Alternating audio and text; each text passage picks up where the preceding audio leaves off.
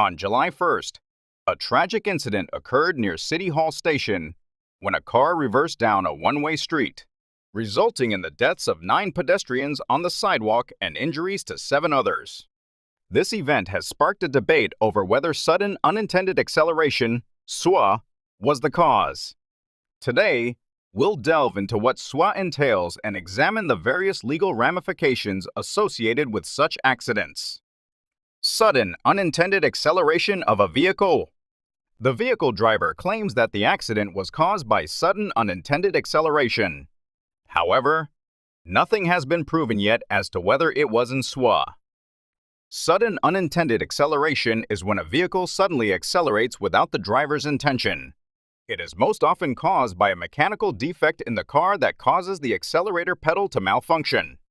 To determine if an incident involves sudden unintended acceleration, SUA, investigators must examine the vehicle's dashcam footage and the event data recorder, EDR.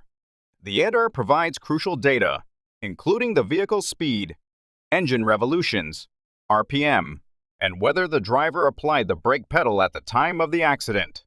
If it is found to be in SUA, the manufacturer will be held liable under the Product Liability Act. Under the Act, if a driver proves that an accident occurred during the normal use of a product, it presumes that the product was defective and that the defect caused the damage. Therefore, the driver must prove that they didn't intentionally step on the accelerator in a sudden acceleration incident.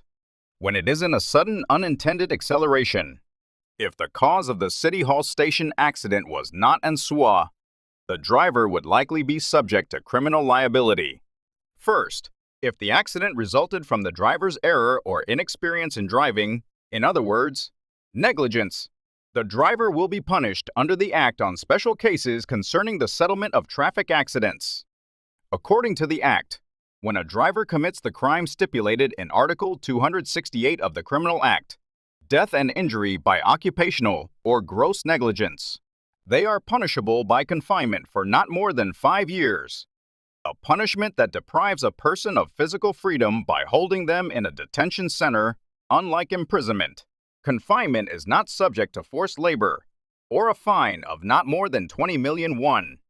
Conversely, if the accident was a result of the driver's deliberate actions, intentional thought or behavior, they are likely to face charges of murder.